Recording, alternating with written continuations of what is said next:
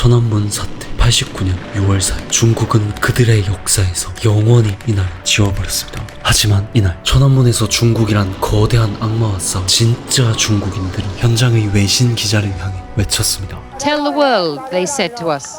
과연 그날 밤 천안문 광장에 무슨 일이 벌어졌던 걸까요? 이 비극을 이해하기 위해서 중국이란 나라 전체가 미쳐 있었던 그 광기의 시대로 거슬러 올라가야 합니다.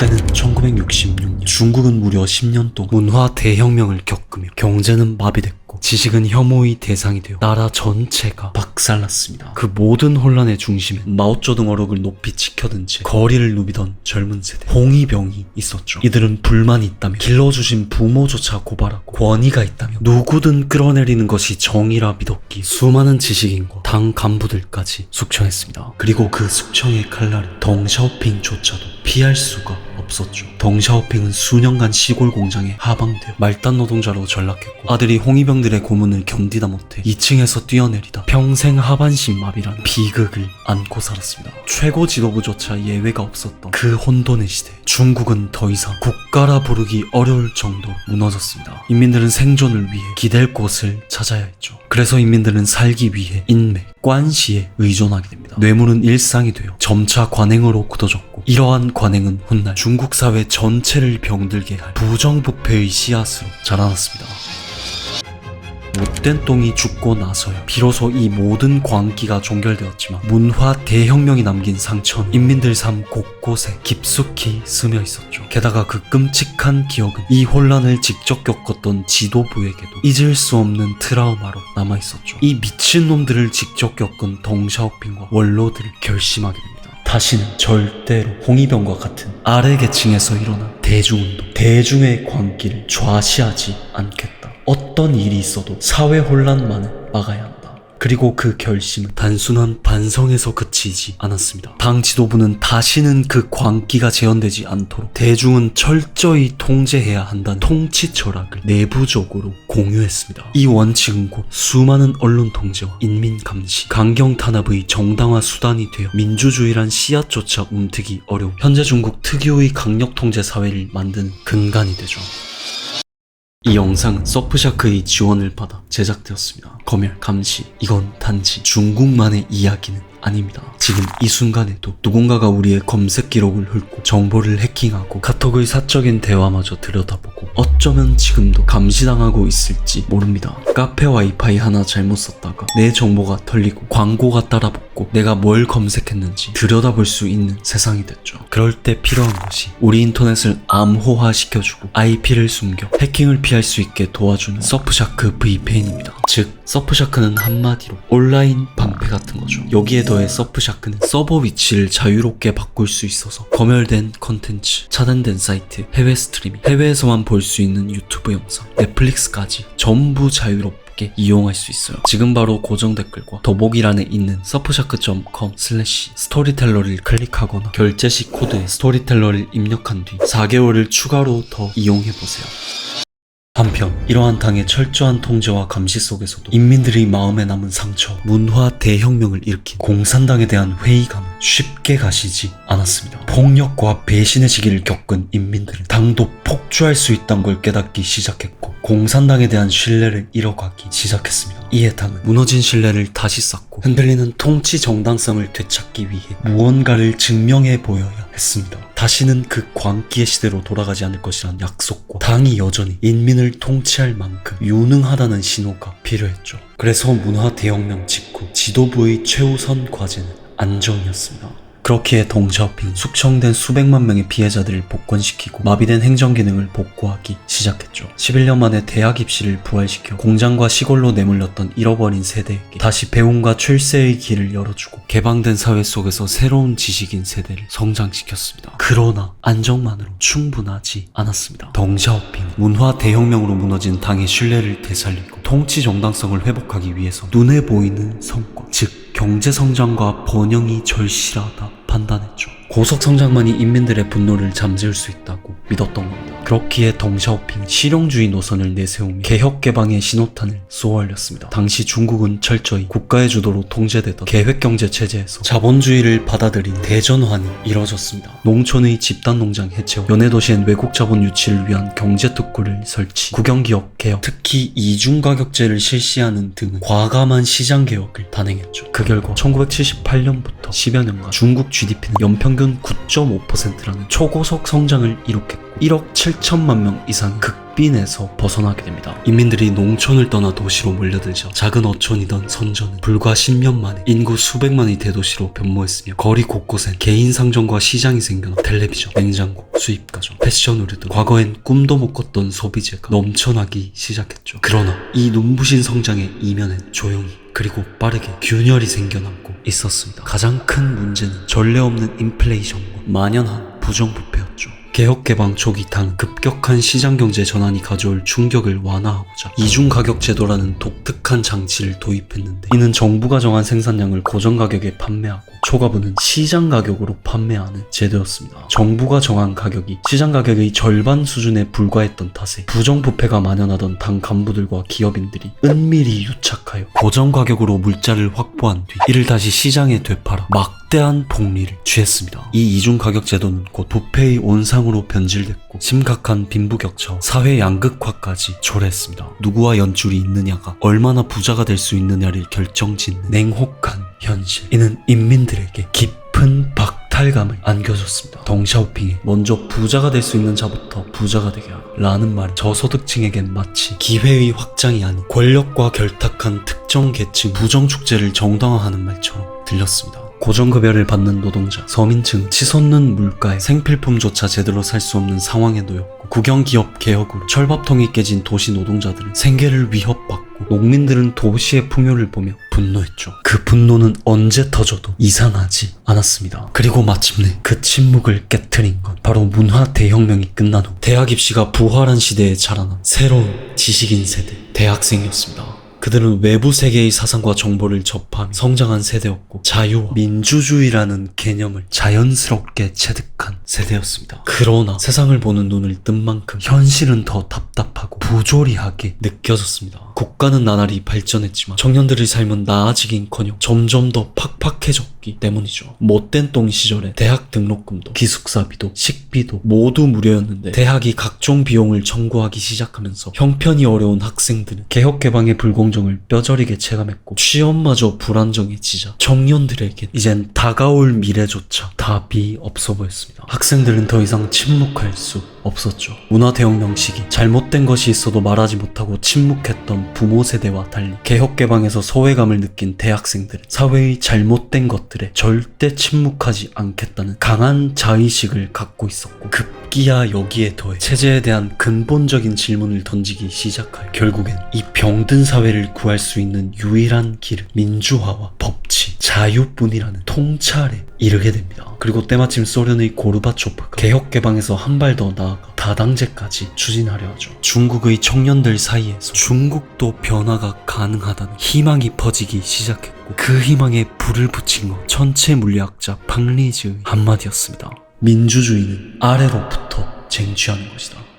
이 연설은 수많은 학생들, 지식인들의 가슴에 불을 지폈습니다. 캠퍼스엔 민주살롱이란 토론 모임이 우후죽순 생겨나 학생들은 민주살롱에서 자유와 사회 문제를 논하며 기존 체제를 비판하고 더 나은 미래를 꿈꿨죠. 그리고 마침내 그 열망이 거리 위로 터져나왔습니다. 허페이에서 시작된 시위는 언론의 자유, 민주화를 외치며 무려 3만 명에 달하는 학생들이 거리를 가득 메웠습니다. 당 지도부의 반응은 싸늘했죠. 하지만 그때 학생들이 한 줄기 희망이 되어준 인물이 바로 개혁파 후야오방이었습니다. 당내 만연한 부패를 억제해보려 애쓰던 후야오방. 학생들의 자유로운 의견 표출에 비교적 관대한 태도를 보여 젊은 층과 지식인들 사이에서 희망으로 떠올랐습니다. 허나 후야오방의 이런 태도는 당내 보수파의 눈엔 반드시 제거해야 할 눈엣 가시였기에 보수파는 학생 시위에 관대하게 대처한 것을 빌미로 후야오방을 실각시켜버렸고, 야오방의 몰락과 함께 학생들은 자유라는 단어조차 입에 담을 수 없게 전방위적으로 탄압당하여 대학과 언론 매체의 정치 활동 또한 철저히 통제되었죠. 그렇게 86년 학생 시위는 끝이 났지만 청년들과 지식인들의 가슴 속에 후야오방은 불의에 희생된 영웅으로 각인되었습니다. 그리고 그의 실각은 자오찌양의 개혁파와 리펑의 보수파 간 갈등에 불을 지폈습니다. 이런 긴장 속에서 1988년 자오찌양이 심각한 인플레이션을 진정시키기 위해 이중가격제 폐지를 포함한 대규모 가격 자유화를 시도하며 개혁을 주도했으나 그 결과는 참담했습니다. 정책이 발표되자마자 불안에 휩싸인 인민들이 대거 사재기에 나서고 은행으로 몰려가 현금을 대량 인출해 뱅크런 사태까지 터지면서 시장은 극심한 혼란에 빠졌고 물가 또한 끝없이 치솟는 바람에 88년 한 해에만 인플레이션이 18%를 넘으며 극심한 생활고가 서민들을 덮치게 됩니다. 그렇게 개혁파의 가격 자유화 정책이 실패로 돌아가자 보수파는 이 실패를 문제 삼아 개혁파를 거세게 맹공하며 개혁 논의 또한 무력화시키려 하죠. 그러다 89년 4월 15일 대학생들을 폭발시킬 결정적인 사건이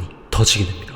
개혁파의 상징이자 불의에 실각당했던 후야오반 갑작스러운 심장마비로 사망하게 된 겁니다. 학생들에게 정의를 위해 싸우다 쓰러진 영웅이자 썩어 빠진 당 안에서 자신들의 목소리를 유일하게 들어주고 유일하게 자신들을 보호해줬던 영웅마저 이제 사라져버렸다는 현실은 수많은 청년들의 가슴속에 남아있던 분노의 마지막 기름을 붓는 꼴이었습니다. 그렇게 마침내 그동안 억눌렸던 불만이 터져 폭발해버렸습니다. 베이징 대학에는 죽지 말아야 할 사람은 죽고 죽어야 할 사람은 죽지 않는 야오방은 이미 죽었고 보수파가 다시 번성하는 국민이여 깨어나 투쟁을 잊지 말라 라는 내용의 대자보가 수백 장씩 나붙으며 분위기가 고조되었고 후야오방의 사망 소식을 접한 베이징의 대학생들은 자발적으로 천안문 광장으로 모여들기 시작했습니다. 처음엔 조용했던 추모 집회는 시간이 갈수록 규모가 커지며 단순한 추모를 넘어 오랫동안 축적된 부정부패 척결, 언론 자유, 정치개혁, 나아가 민주화를 요구하는 거대한 시위로 급속히 확산되었습니다. 자유가 아니면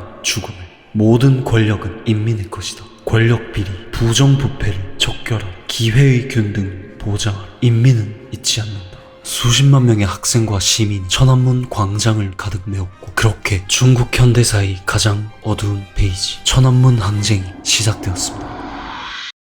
학생들은 후야오방을 추모하며 화환을 바쳤고 중국의 영혼을 적은 현수막을 흔들며 끓어오르는 민주화, 개혁의 열망을 담아 정부를 향해 7개의 요구서를 내밀었습니다. 후야오방의 민주주의적 관점을 긍정적으로 평가할 것, 민간 언론 자유, 출판의 자유, 표현의 자유를 확대하고 언론 검열을 폐지할 것, 공직자와 그 가족의 재산을 공개할 것, 부패 관료를 처벌할 것, 지식인들의 처우를 개선할 것, 학생운동에 대한 공정한 보도와 집회 시위의 자유를 보장할 것.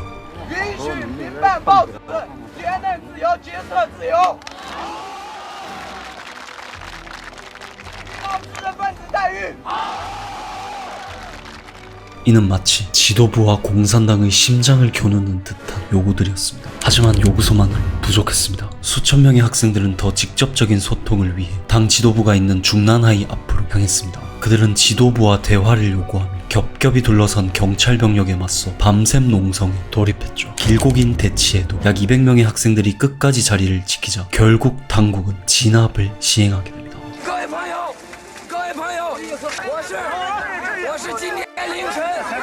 我是今天凌晨420惨案的目击者、组织者，还有一些其他情况的知情者。我们在那里静坐，一直坚持到了早上5点。在这个时候，他们出动了近1000名军警，野蛮的冲击我们的队伍，野蛮的殴打我们的学生，还有北京市的其他各界的朋友，打伤人数可以说不计其数。反对这样，反对暴力，反对暴力。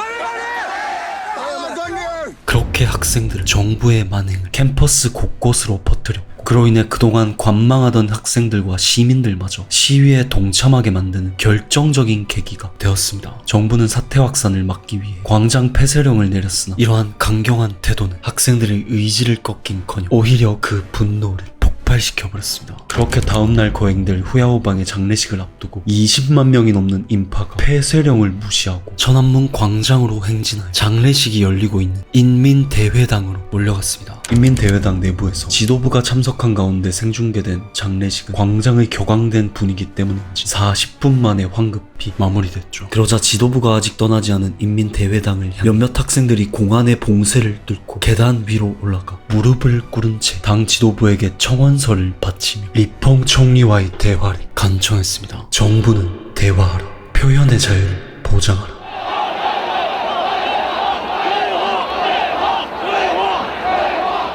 목청껏 소리쳤지만 지도부는 아무도 나오지 않았고 학생들의 실망과 분노는 극에 달해 창사와 시안에서 심각한 폭동이 발생했습니다. 당 내부에선 사태의 처리를 놓고 평화적인 대화로 해결하자는 개혁파와 철저한 탄압으로 해결하자는 보수파가 정면으로 충돌하게 되죠. 그런 와중에 21개 대학 대표 약 40명이 모여 베이징 학생 자치연합을 결성했습니다. 또한 학생들은 구체적인 결과를 얻기 위해 그들만의 새로운 조직이 필요하다고 느끼게 되죠. 베이징 캠퍼스에서 수많은 학생위원회가 나타났고 학생독립위원회가 난립하게 됩니다. 하지만 당의 통제를 벗어나 독립적인 학생 조직이 등장. 그것은 지도부에게 문화 대혁명에서 군조차 제대로 통제하지 못했던 그 학생 조직, 즉 홍위병들을 떠올리게 했습니다.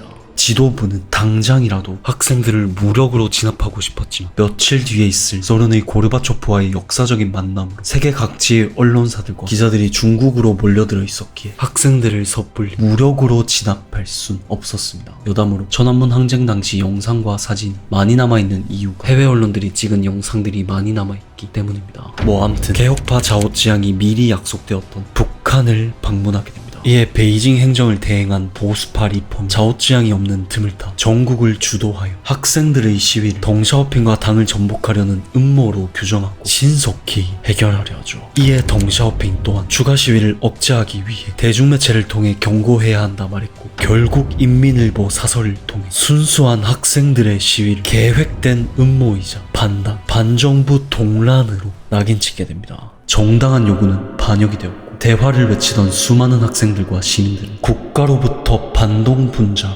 낙인찍혔습니다. 이는 상대적으로 온건했던 시위 분위기에 기름을 붓는 꼴이었고 빡칠 대로 빡쳐버린 대학생들의 분노는 곧 대규모 시위로 이어졌습니다.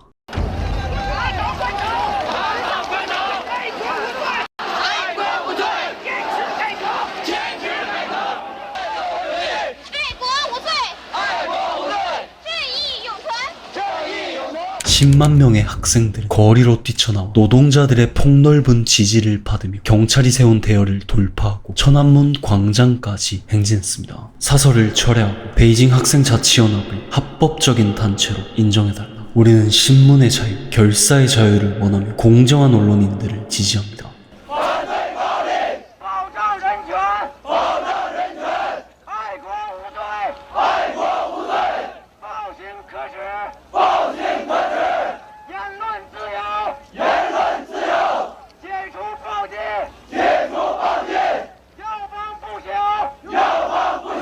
학생들은 정부가 학생연합에 법적 지위를 부여하고 동등한 입장에서 대화할 것을 요구했습니다. 결국 정부는 학생들과 대화할 수밖에 없었죠. 하지만 정부는 당 내부 부패가 만연하거나 언론이 검열된다는 것을 부인했고 대화는 며칠이 지나도 성과가 없었습니다. 그러던 4월 30일 자오지양이 평양에서 돌아와 시위대와 대화를 통해 온건한 해결을 시도하게 됩니다. 그는 언론이 시위를 긍정적으로 보도할 수 있도록 요청했고 이에 당국의 어조가 다소 누그러졌습니다. 또한 중국의 3.1운동이라 할 수 있는 5.4운동 70주년을 앞두고 더 많은 학생들이 시위에 동참하자 자오지양은 연설을 통해 학생들의 우려가 이성적이라고 말하며 공감을 표했고 그들의 시위를 애국운동이라 평가했습니다. 공식적으로 사설을 철회하진 않았지만 자오지양의 유화적인 메시지 많은 학생들은 정부의 양보에 만족하며 학교로 돌아갔고 시위는 점차 관심을 잃기 시작했습니다. 하지만 일부 학생들은 핵심적인 요구가 여전히 받아들여지지 않고 무엇보다 자신들을 반란으로 낙인 찍은 사설에 대해 정부가 철회하지 않고 한마디 책임 있는 답변조차 내놓지 않았다는 사실에 깊은 배신감과 분노를 느낄 수밖에 없었고 학생들은 정부가 겉으로 화해의 손길을 내밀었지만 시간을 끌기 위한 미봉책에 불과하다 판단했기에 구체적인 해결책이 제시되지 않는 한 광장을 떠나지 않겠다고 결심하게 됩니다. 이에 더해 시위의 동력을 다시 끌어올리고 국제적 관심을 집중시키기 위해 학생들이 선택한 묘수가 바로 고르바초프의 중국 방문이었습니다. 당시 고르바초프의 방문 30년간 이어져온 중소 대립을 공식적으로 종료시키고 관계를 정상화하는 만남이었기에 이 역사적인 순간을 놓치지 않기 위해 전 세계의 언론들이 이미 베이징에 총집결해 있었는데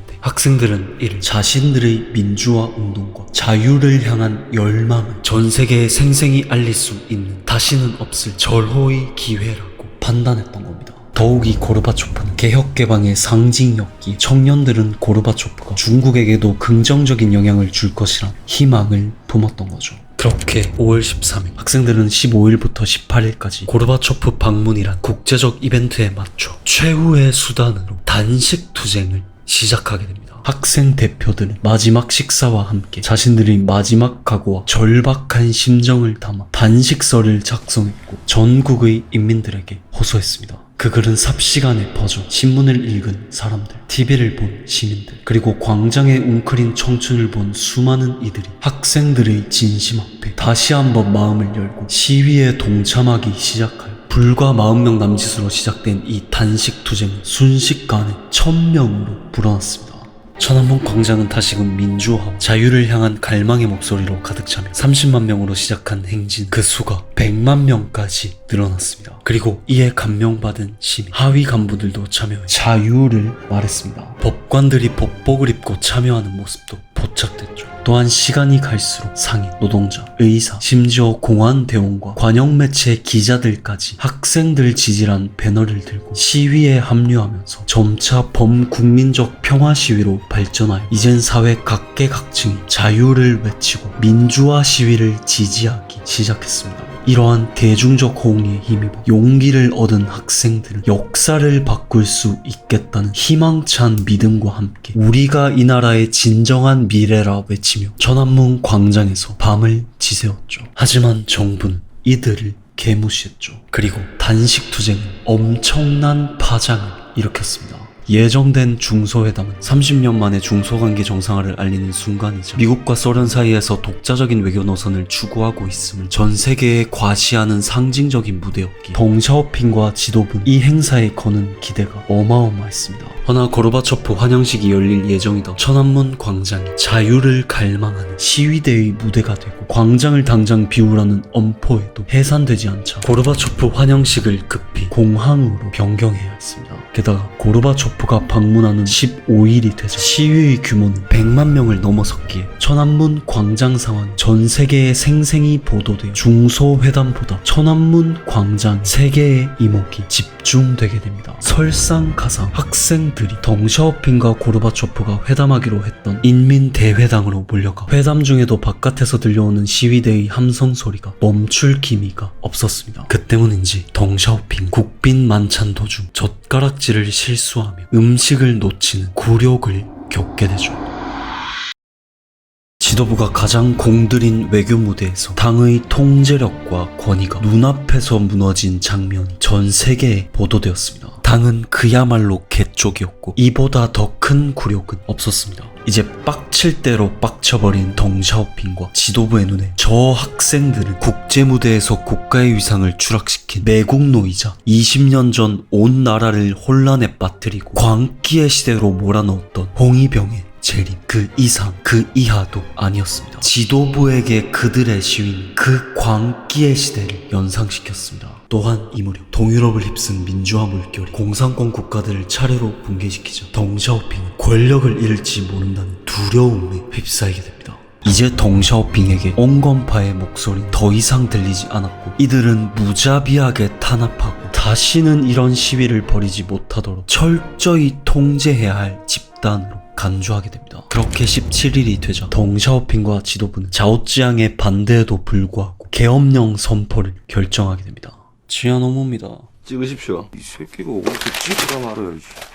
찍어.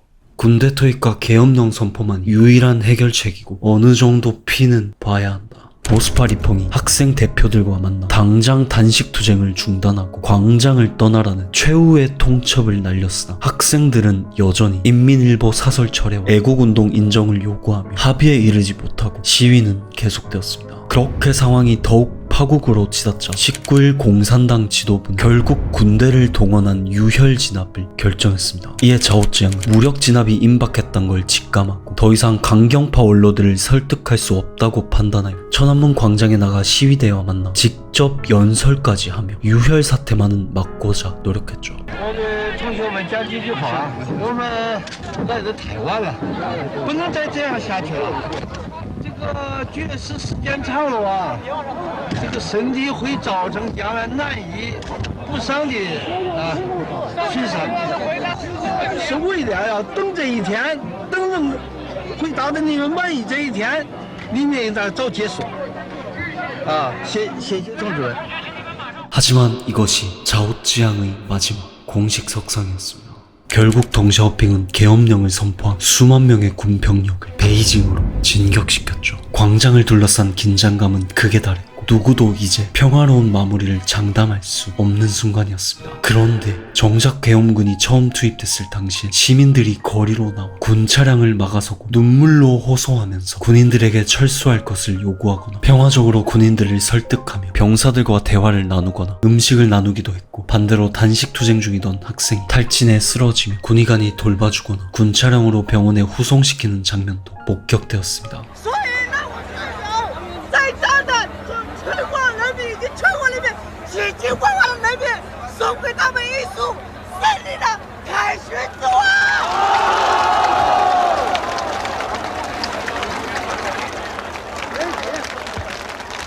군을 향한 저항은 성공적이었고 군은 시외로 철수했습니다. 그래서 많은 베이징 시민들과 학생들은 굳게 믿었죠. 인민의 군대는 인민을 쏘지 않을 것이다. 그렇게 위험이 지나가자 시민들은 계속 거리로 쏟아져 나왔습니다. 또한 계엄령의 충격과 우려는 중국을 넘어 홍콩에서도 주목하여 성룡까지 천안문 광장에서 성명서 발표 시국선언문을 낭독하며 시위대의 힘을 실어주었습니다. 이후 자유와 민주화를 상징하는 민주주의 여신상이 마오쩌둥 초상화와 마주보는 곳에 세워졌습니다. 하지만 당은 세계 언론사들의 라이브 방송을 제한하고 시위 사진과 군의 사진을 찍는 것을 금지한 뒤 검열과 통제를 강화했습니다. 마침내 당국은 행동에 나설 때가 되었다고 판단했죠. 덩샤오핑과 원로들은 시위를 진압하고 광장을 정리하기로 합의하여 6월 3일 자정 계엄부대를 베이징 시내로 진격시키기로 결정한 뒤 해산하지 않고 남은 시민들은 자신의 책임으로 간주하기로 결정했습니다. 2만 5천의 계엄군이 인민대회당에 배치되었고 광장 남쪽에 3,000명의 부대를 추가로 배치했죠. 그날 새벽 드디어 인민군이 인민들을 향해 탱크와 장갑차, 소총으로 무장하고 천안문 광장으로 진입하기 시작했습니다. 시민들은 도로에 바리케이트와 버스를 세워 막으려 했으나 밤늦게부터 곳곳에서 시위대를 향한 총성이 울려 퍼지기 시작했습니다. 군이 발포하지 않을 것이라 믿었던 시민들은 충격에 휩싸였고 일부는 돌과 화염병을 던지며 격렬하게 저항했습니다. 하지만 군은 천안문 광장을 완전히 포위하고 인민의 군대가 인민을 향해 포신을 겨누며 광장으로 들어왔습니다. 군은 천안문 광장에 도착한 후 광장을 떠나는데 1시간 주겠다고 통보했으나 5분 후 장갑차가 공격을 시작했죠. 학생들은 서로 팔을 걸고 버티려 했으나 군에 의해 사살되었고 시위대와 대치하던 군 병력까지 구분하지 않고 모조리 사살했습니다. 불과 4일 만에 민주주의 여신상은 탱크에 의해 박살났고 수천 명의 학생과 시민들이 계엄군의 총구 아래 짓밟혔습니다. 이어 형상을 알아볼 수 없게 만들기 위해 장갑차들이 시신들 위를 반복해서 주행했고 시체를 모아 불태운 후 물로 청소했습니다. 여기서 죽지 않은 시위대 1,000명은 빠져나갈 수 있다고 통보받았지만 마찬가지로 기관총에 의해 사살되었죠. 비무장 시민에 대한 무차별적인 사격, 시위 참가자뿐 아니라 구경하던 무고한 시민들까지 희생되며 베이징 시내는 그야말로 아비규환이 되었습니다. 이날은 베이징 전체가 죽음의 도시가 되었다고 봐도 과언이 아니었죠. 광장과 거리엔 시체들이 널브러져 있었고 전소된 탱크와 장갑차, 차량들이 버려져 있었습니다. 심지어 중국 공산당 정부도 정확히 얼마나 많은 사람들이 사살당하고 실종되었는지 기록하지 않아 정확한 사망자 수는 현재까지도 베일에 가려져 있습니다. 그렇게 피로 물든 7주간의 시위는 막을 내렸습니다.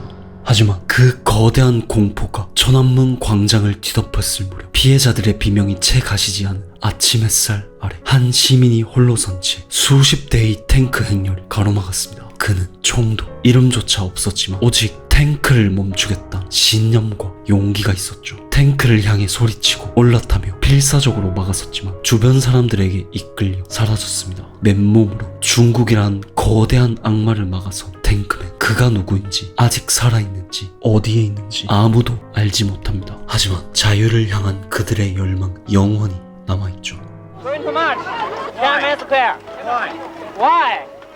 I think this is my duty. 총알은 입을 막았고 정부는 기억을 지웠지만 천안문에서 군의 만행을 목격한 시민들이 외신에게 전한 마지막 외침만큼은 지울 수 없었습니다. Tell the world, they said to us.